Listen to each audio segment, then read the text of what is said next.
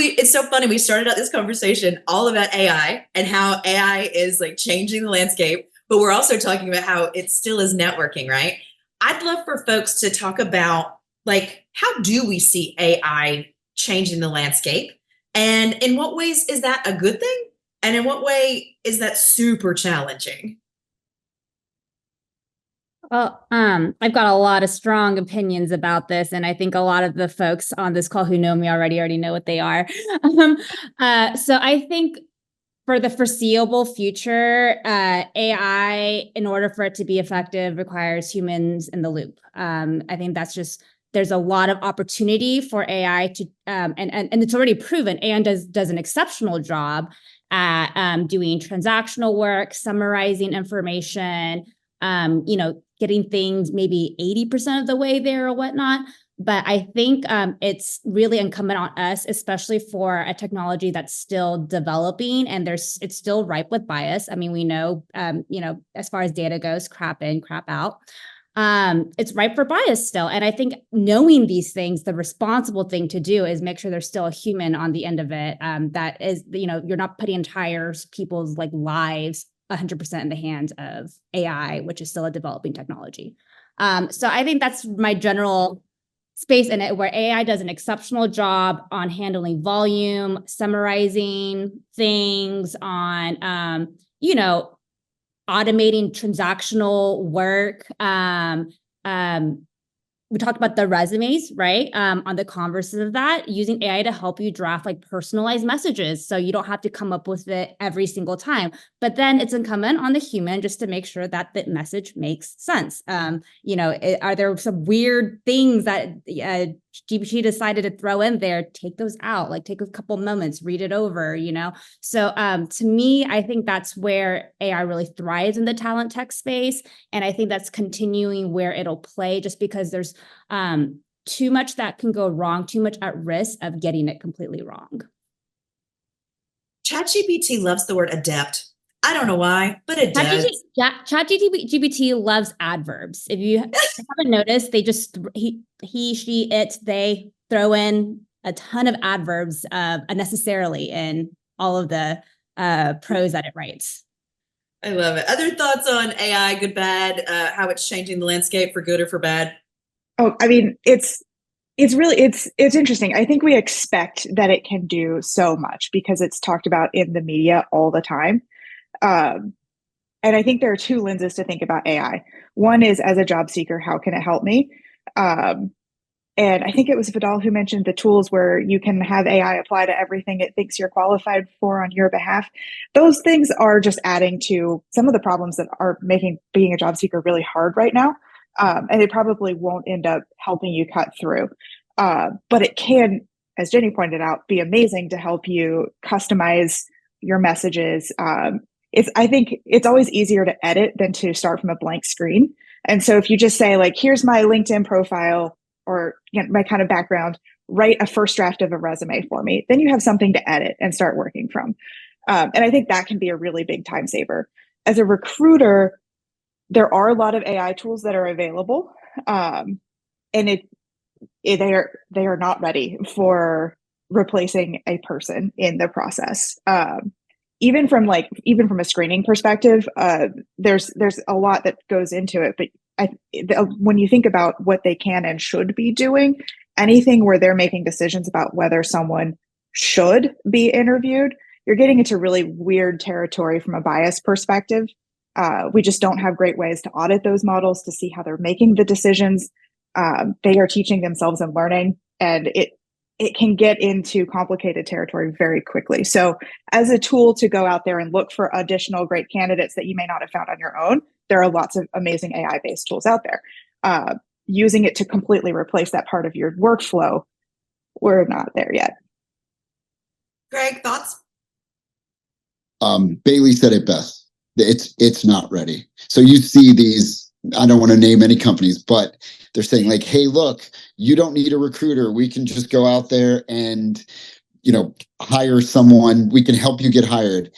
I do not see how that works with higher level positions. I just don't see how a if you're a higher level person, you can just stick in there and this machine is going to try to go help you find you a job. As far as efficiency goes, it's working extremely well as far as, once again, helping prepare a job description, helping prepare a resume or a cover letter. But you still have to put your own work in, as we mentioned earlier. And I honestly believe that, it may cut down on the amount of recruiters you need, but I still think that resume eventually still has to end up in the hands of a person. And that person still has to then give a person a call and evaluate and see how well they are at a job. I think too, I'm a firm believer in shortcuts. And I'm not talking about lack of quality. What I'm saying is, I could, and I do mow my grass now as an example, but back when I lived on an acre and a half, I could have cut my grass. But why would I cut my grass when I can pay someone $50 to do it, right? And so I think, like Pierre said, like, this world is very confusing, very confusing. And if you're somebody who's like, I have no idea what the heck I'm doing, like, I literally have no idea, it might be time to bring in a professional, right? Because part of what I think about is, like, there's a tool out there, and I'm not going to name the name because I don't want to throw anybody under the bus. There's a tool that you put that's out there that you copy and paste your resume, you copy and paste your job description, tells you what you're getting right, what you're doing wrong. There's a part of that I innately agree with. Like, should you try to get the right hard skills on your resume that match what you're looking for, what's on the job description? Sure, you should do that. But it also tells you, like, a score, and it tells you your soft skills that you're missing. And I'm here to tell you, like, when I see resumes that are full of adjectives and, like, loyal, hardworking, dedicated, I'm like, you can't prove that to me on a resume. Tell me that you hit 120% of your annual quota versus a 78% floor average, delivering $6.5 million to the organization. Now I know you can drive for results, and I'm going to be able to ask you about it, right? So I think, like, part of this is also understand the source, where things are coming from. And if you're not someone who's good at research or understanding how to weed and navigate that arena, you might be someone who could benefit from someone to help you, right? Jenny, you had some thoughts? Yes. So kind of to what you said, like, we talked a lot about, like, where AI is not good. But I think one place is that where AI can be really great is how it can be, like you said, how it can multiply you, right? So how can it help you to do more? So, for example, I'll give an example from my current company at Hoot Recruit. We had some really, really phenomenal top tier recruiters as our early beta testers. And, can they go and do a bunch of creative Boolean search strings and uncover really great candidates? Short answer is yes. I mean, they are, like, top tier recruiters. They're very good at that. But then you have to ask the question of, like, what's the opportunity cost? How long is that taking you? And what could you be doing during that time instead? That's more higher value tasks. And on top of that, we even got feedback from those same recruiters that some of the things that our tool was able to pull out were candidates that they had not even covered before. We got feedback that I at this point, I thought that I had spoken to every single person in this market, and I guess not. And that's just because, like, as a human, your ability to do things is not the same as a computer's. And so how do you think about ways in which you can use AI to really serve you and multiply what you're capable of? Pierre? Yes, I want to follow that conversation too, around what are the good elements or good offerings from AI. And certainly on the candidate side, I do think it offers a really interesting interview preparation co-pilot. We've talked a lot about resumes and its work you can do there, but I've come across some really interesting use cases of individuals doing role-played interactions where they might type into ChatGPT, hey, you are a head of sales and you're partnered with a head of product, and we're sitting in a two-person interview. What might be some questions that you can ask me for this particular role? And it gives you, as a candidate, an ability to just stretch your thinking a little bit. And yes, you're maybe not speaking the responses out loud, at least not for now. We'll wait till GPT 4.0 really builds out the voice agent capability. I'm sure that's coming around the corner. But at minimum, you can type responses and have a nice interactive experience that helps you start to expand your thinking and prepare a bit for interviews. So certainly want to emphasize that there are amazing tools available to candidates to really own up and shore up their ability to tell a coherent story around the value they can create.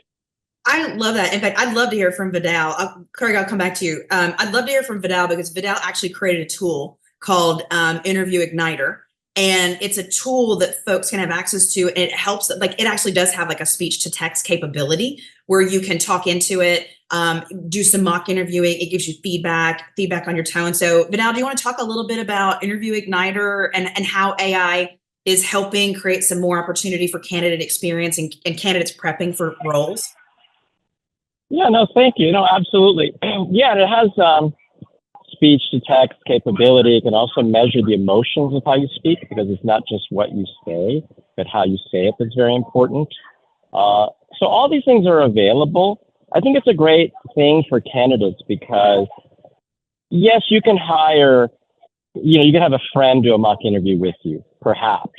Are they skilled at it? You can hire someone to do that. It costs money. Not everyone can even afford to do these things or has access to them. And so for very little money, yes, you can have an AI. Yeah, you can ask ChatGPT, certainly. It can give you some answers, but there are programs like mine which are crafted with much more specificity and detail to, help you practice for a job interview because it's a super critical conversation. I'm sure you've been in many debriefs, right? It's a 6-hour interview. And at one point, the candidate said one wrong thing and blew it, So you have to be really, really well prepared. And so this is a great thing for candidates to take advantage of. Thank you. Thank you for that. Craig, you had some thoughts? Yeah, just this is for candidates out there listening. Make sure you try to use your proper titles, okay? Because the one thing that AI helps with is get recruiters to the candidates quicker, right? And a lot of ways they do that is, and we're only human, we're typing in what we believe that particular organization's title is going to be. So anytime you're writing a resume up or you're doing a profile on LinkedIn, use the proper title that organization is using for yourself. If that doesn't make sense, let's say you are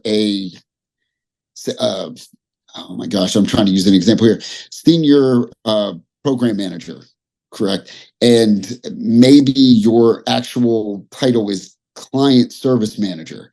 Use the actual title from your organization. That's going to get you more hits. Thanks. I think that's absolutely great.